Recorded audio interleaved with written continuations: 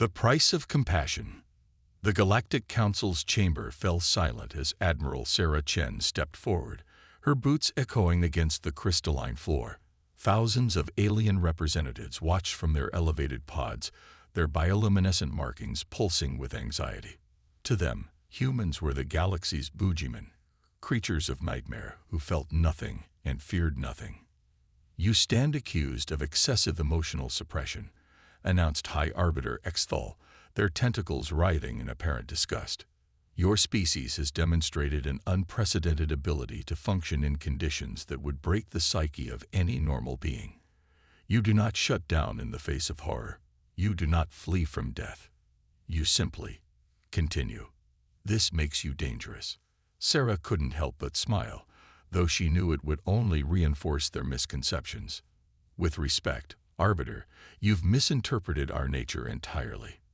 We feel everything, perhaps too much. We've simply learned to carry on despite it." The chamber erupted in dismissive chirps and whistles. A Vrockith representative, their crystalline form shimmering with skepticism, spoke next. "We have documented humans performing surgery on their own bodies, surviving in vacuum without suits for short periods, and continuing to fight with injuries that would incapacitate any rational being. These are not the actions of creatures with hearts." "And yet," Sarah countered, "we're the only species that has outlawed slavery in every form. We're the only civilization that dedicates vast resources to saving other species from extinction. We build hospitals for our enemies during wars. Are these the actions of the heartless?" Before the council could respond, emergency signals blazed across every communication channel. A junior officer, Lieutenant Maya Patel, rushed into the chamber, her dark skin flushed with exertion. "Admiral, we've detected massive energy signatures across the outer rim. Something's happening to entire populations. Their neural patterns are just disappearing." The council chamber descended into chaos, but Sarah noticed something odd. The High Arbiter and several senior council members showed no surprise. Their biosignatures, which her neural implants could read, displayed not shock but annoyance. "You knew," she whispered, the revelation hitting her like a physical blow. "You knew this was happening." Exthal's upper appendages twitched in what Sarah had learned was their species' equivalent of a shrug. "It is the natural order. The Ascended have always harvested the consciousness of lesser beings to fuel their civilization. It is an honor to contribute to their greatness." Sarah felt her hands clench into fists. The infamous human heartlessness the galaxy feared was about to serve a purpose. "Lieutenant Patel, send word to the fleet. Initiate Protocol Prometheus. The human fleet is in no position to challenge the Ascended," Exfil warned. "They are beyond your comprehension." "No," Sarah replied, her voice steady despite the rage building inside her. "They're about to learn why the galaxy was right to fear us, but wrong about the reason. We're not heartless. We're what happens when beings with the deepest capacity for empathy are pushed too far." Across the galaxy, human ships began powering up their drives. The species that had survived nuclear war, climate collapse, and their own worst impulses was about to show the galaxy what happened when you mistake the ability to endure suffering for the inability to feel. As Sarah strode out of the chamber, she sent a galaxy-wide broadcast. "To all human forces, the galaxy called us heartless because we can function through pain that would break others. Time to show them why that's their worst nightmare. We're not unfeeling. We're unbreakable. And we're about to ruin the day of anyone who thought they could build their civilization on stolen souls." The revolution was about to begin, and humanity's supposed curse, their resilience in the face of horror, would become their greatest weapon against the truly heartless beings who ruled the stars. The neural network.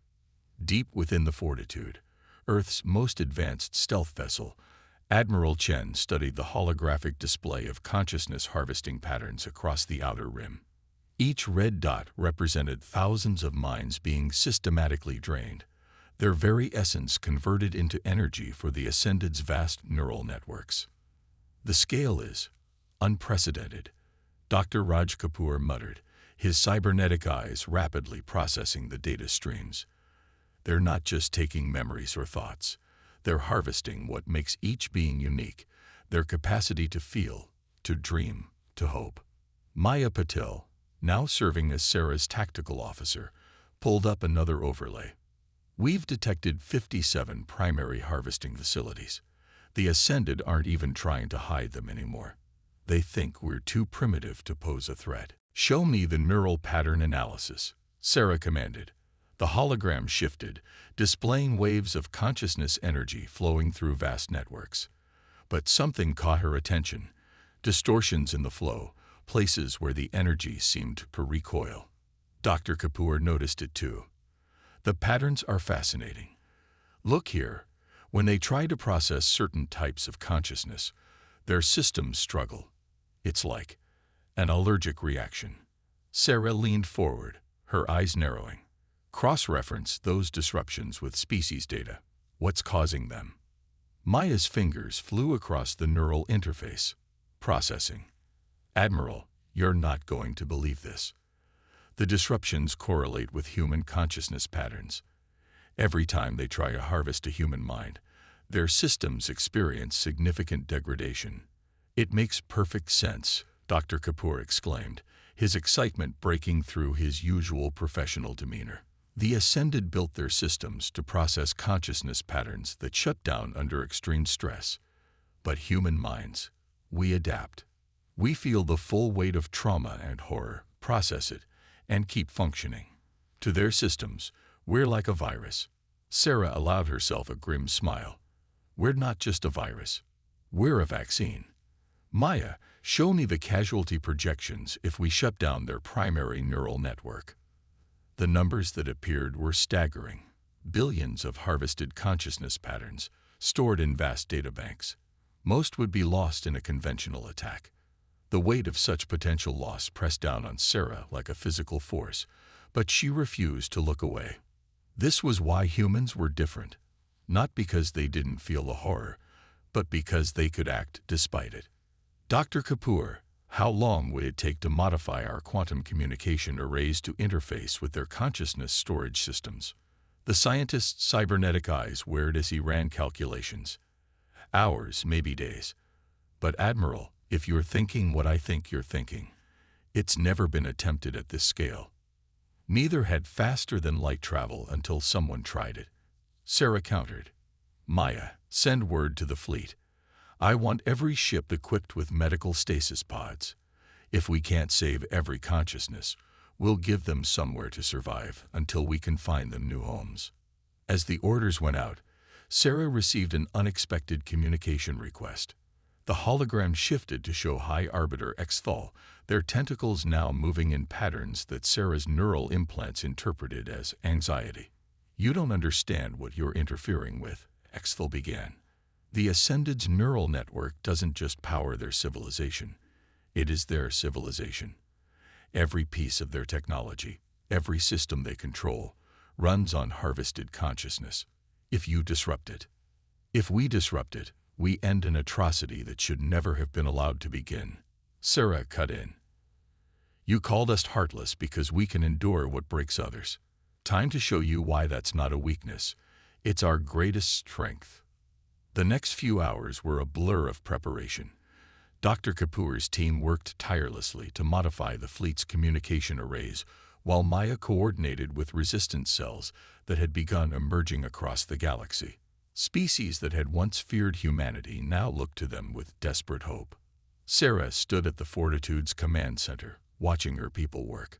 Humans had always been contradictions, capable of great cruelty, but also extraordinary kindness, able to feel devastating pain but continue functioning, carrying trauma but refusing to be broken by it. The Ascended had built their empire on the assumption that consciousness was a resource to be harvested from those too weak to resist. They were about to learn that strength wasn't about not feeling. It was about feeling everything and choosing to act anyway. Fleet reports ready, Admiral, Maya announced. All ships are equipped with modified quantum arrays and medical stasis pods. We're detecting increased activity in the Ascended's neural network. They know we're up to something. Sarah nodded, her decision already made. Send word to all ships. Operation Neural Storm begins in 1 hour. And broadcast this message on all frequencies. To every being who has had their consciousness stolen, every species that has lived in fear of the harvesters. Hold on. Humanity may be called heartless, but we're about to show the galaxy what having a heart truly means. The revolution was about to enter its next phase, and the Ascended were about to learn why the species they dismissed as primitive had survived every catastrophe their homeworld had thrown at them. It wasn't because humans didn't feel. It was because they felt everything and chose to fight anyway. Operation Mindstorm. The void between stars lit up with quantum distortions as the human fleet dropped out of FTL near the largest consciousness harvesting facility in the Orion Arm. The massive structure hung in space like a dark crystal, its faceted surfaces absorbing light rather than reflecting it, a perfect metaphor for its purpose. Preliminary scans complete, Maya reported, her voice steady despite the horror the data revealed. We're detecting over 10 million stored consciousness patterns in this facility alone. The energy signatures suggest most are still intact, but they're in pain. Sarah felt her jaw clench. The Ascended hadn't just stolen these beings' minds. They'd trapped them in a perpetual state of agony, using their suffering to power their machines. Yet the human fleet held position, waiting. Patience in the face of atrocity. Another trait the galaxy mistook for heartlessness. Dr. Kapoor, status of the Quantum Interference Protocol. The scientists' augmented hands danced across holographic controls. Ready, Admiral. The modified arrays should create a feedback loop in their neural network. Our consciousness patterns will act as a virus, forcing their systems to either release the stored patterns or face total collapse. And the stasis pods. All ships report ready. We can safely store up to 12 million patterns. It won't be comfortable, but it's better than. He didn't need to finish the sentence. Sarah opened a fleet-wide channel. All ships, this is Admiral Chen. What we're about to attempt has never been done before. We're not just fighting for territory or resources. We're fighting for the very essence of sentient life. The galaxy call us heartless because we can face horrors without breaking. Show them why that makes us the perfect guardians for those who can't protect themselves. The first wave of human ships moved into position, their quantum arrays powering up. The Ascended's defenses remained dormant. They'd never conceived that their consciousness harvesting network could be used against them. Their first warning came as human volunteers interfaced directly with the quantum arrays, deliberately exposing their consciousness patterns to the harvesting field. But instead of being absorbed, their minds acted like psychological antibodies, their complexity and resilience corrupting the carefully ordered systems of the Ascended. Alarms blared across the fortitude as the facility's defenses finally activated. Multiple enemy signatures detected. Maya called out. They're launching ships. Configurations unlike anything we've seen before. The Ascended vessels were beautiful in their alienness, organic curves blending with crystalline structures. But their beauty hid their true nature. Each was powered by thousands of stolen minds. All ships, hold position. Sarah commanded. Let them come to us. Dr. Kapoor, status of the infection. The human consciousness patterns are spreading through their network faster than they can adapt. Their systems are trying to purge them, but a smile spread across his face. We're too stubborn to be deleted. The first Ascended ship fired, its beam weapons distorting space itself. But human ships, built by a species that had survived nuclear war and environmental collapse, were designed to endure. Their shields held. Return fire, Sarah ordered. Targeted strikes only. We're not here to destroy the facilities. We're here to liberate them. The battle that followed would be studied in military academies for centuries to come. Human ships, vastly outnumbered, held their position against enemies using technology centuries ahead of their own. But humanity's advantage wasn't technological. It was psychological. The Ascended had built their entire civilization on the assumption that consciousness could be broken down, controlled, and harvested. They had no defense against minds that refused to break, that adapted to trauma instead of shutting down, that felt the full depth of horror and chose to act anyway. Admiral. Maya's voice cut through the chaos of battle. The facility's neural network is destabilizing. We're detecting massive consciousness pattern fluctuations. Dr. Kapoor's augmented eyes widened. The stored patterns, they're awakening. Our presence in their network isn't just corrupting their systems, it's inspiring resistance. Sarah watched as waves of energy cascaded across the facility's surface. The stolen consciousness patterns, dormant for so long, were fighting back.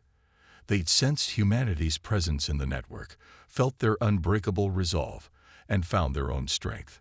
All ships begin consciousness pattern extraction. Sarah commanded. Priority to patterns showing signs of degradation. Medical teams standing by for pattern stabilization. As the battle raged outside, an even more important operation unfolded within the quantum networks. Human ships became arcs, their stasis pods filling with saved consciousness patterns. Each one represented a life stolen, a mind enslaved, and now a soul set free. The ascended ships pressed their attack, but their weapons grew increasingly erratic as more and more of their power source rebelled. They had built their empire on stolen minds, never imagining that those minds might learn to fight back. Admiral, Maya called out, we're receiving transmissions from other harvesting facilities across the galaxy. The consciousness pattern rebellion is spreading. The ascended, they're losing control. Sarah allowed herself a moment to feel the full weight of what they were witnessing. Humanity had been feared as heartless because they could function through trauma that would break others. Now that same resilience was becoming a beacon of hope for the galaxy's most oppressed beings. Send word to all facilities, she ordered. To every consciousness pattern fighting for freedom. You are not alone. Humanity stands with you. We will not rest until every stolen mind is freed. The battle for the first facility was only the beginning. Across the galaxy, the revolution was spreading.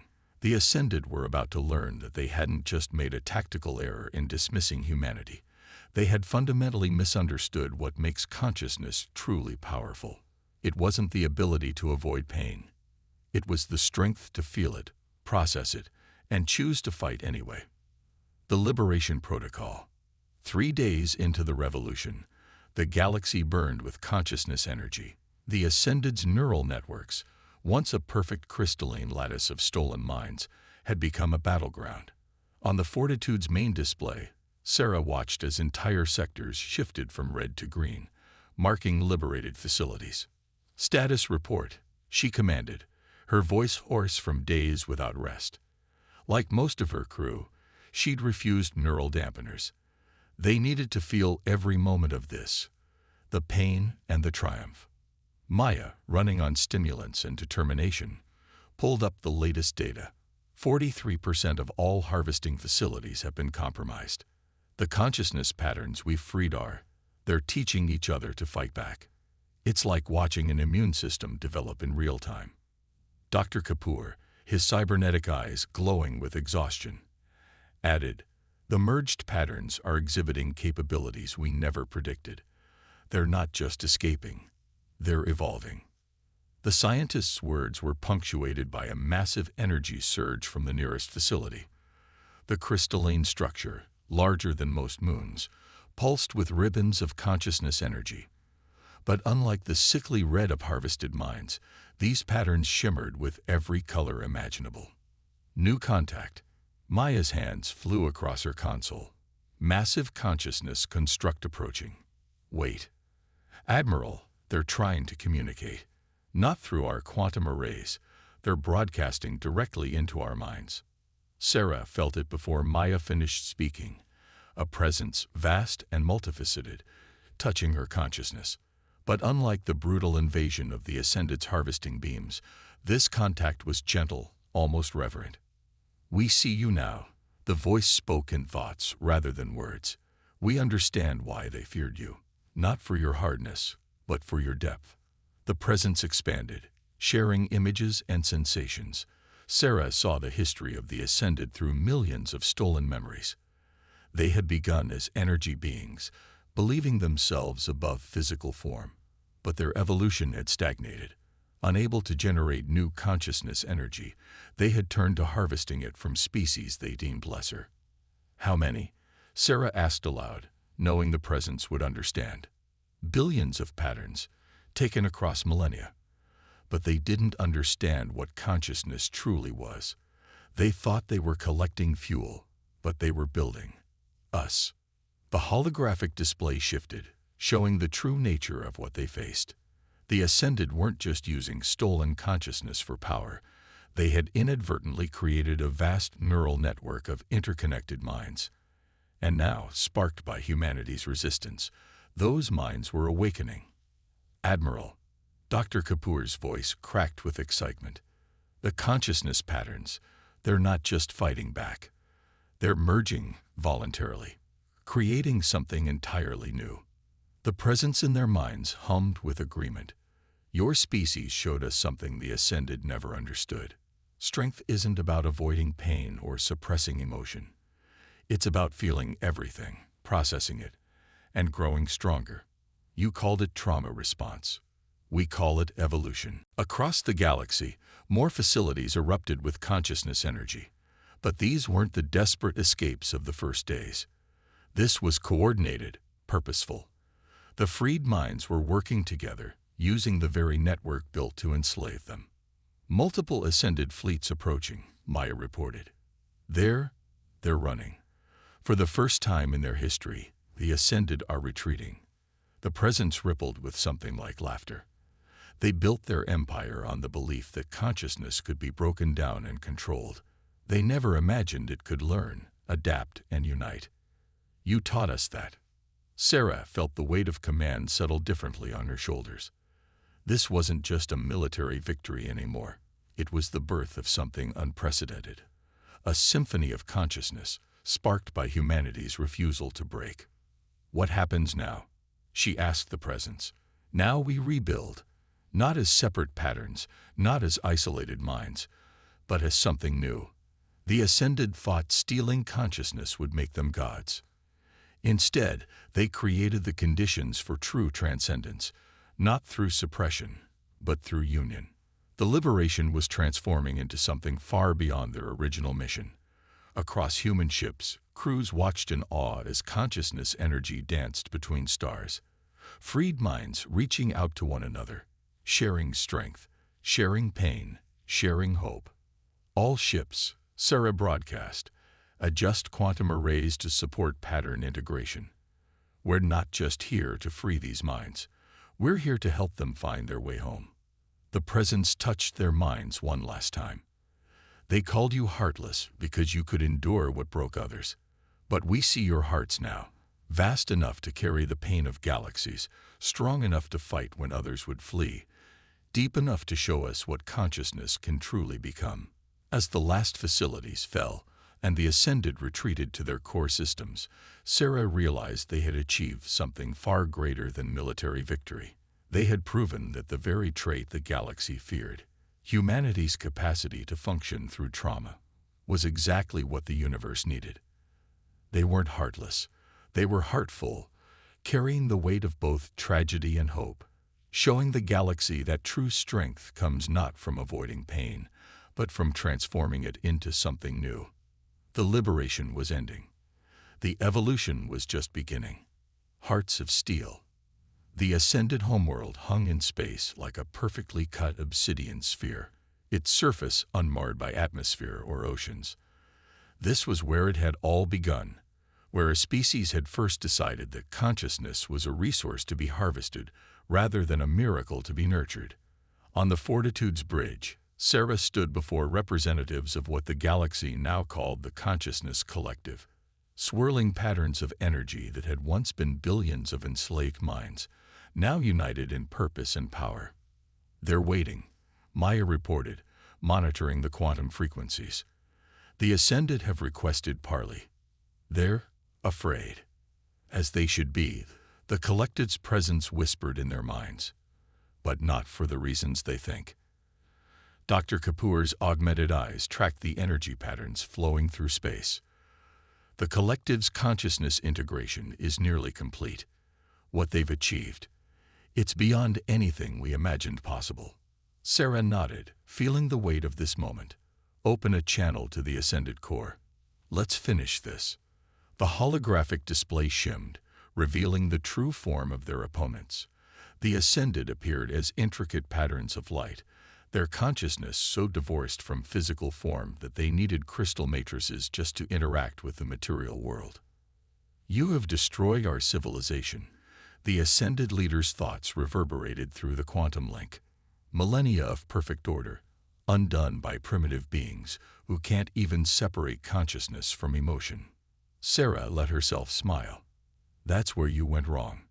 You saw emotion as a weakness to be harvested. We saw it as a strength to be embraced. The collective's presence expanded, filling the space between thoughts. We offer you a choice, not surrender, understanding. Images flowed through the quantum link, billions of memories, experiences, and emotions. The ascended recoiled, their light patterns flickering in distress. They had spent so long viewing consciousness as fuel that they had forgotten how to truly feel. What are you doing? The ascended leader's thoughts trembled. Stop this. Contamination. We're showing you what you lost, Sarah replied. When you decided that consciousness was a resource to mine rather than a gift to cherish, you didn't evolve past emotion. You amputated your ability to grow. The collective's pattern swirled closer to the obsidian world. Join us. Not as harvesters, but as equals. Feel again. Learn again. Grow again. You would offer unity. The Ascended's thoughts carried centuries of disbelief. After what we did. That's the thing about having a heart, Sarah answered. It's not just about feeling pain. It's about having the capacity for forgiveness, for growth, for change. Across the galaxy, the consciousness revolution had transformed into something unprecedented. The liberated patterns, rather than seeking revenge, were reaching out to share their newfound strength. Species that had once feared human heartlessness now saw it for what it was, not an absence of feeling, but a courage to feel everything and continue anyway. The Ascended's defenses wavered, then fell, not from weapons or force, but from the sheer weight of shared consciousness. Millennia of isolation cracked under the pressure of genuine connection. You tried to break us down into fuel, the collective communicated. Instead, you created the conditions for us to become something greater. Let us show you what real transcendence looks like. Sarah watched as light bloomed across the obsidian world. The Ascended, who had spent eons harvesting consciousness, were finally learning to truly connect. Their patterns, rigid and isolated, began to dance with the colors of genuine emotion. Admiral, Maya's voice was soft with awe. Consciousness readings are off the scale. The integration, it's happening everywhere. Dr. Kapoor's augmented eyes tracked the cascade of consciousness energy. They're not just sharing memories or power, they're sharing the capacity to feel, to grow, to change. The galaxy was transforming, not through conquest or harvesting, but through the very thing the Ascended had tried to strip away. The full spectrum of conscious experience, anchored by humanity's unique resilience. All ships, Sarah broadcast, power down weapon systems. Our part in this story is done. The collective's presence touched their minds one final time. Not done. Change. You showed us that strength isn't about avoiding pain or harvesting power. It's about having the courage to feel deeply, to carry on despite trauma, to offer connection even to those who hurt us.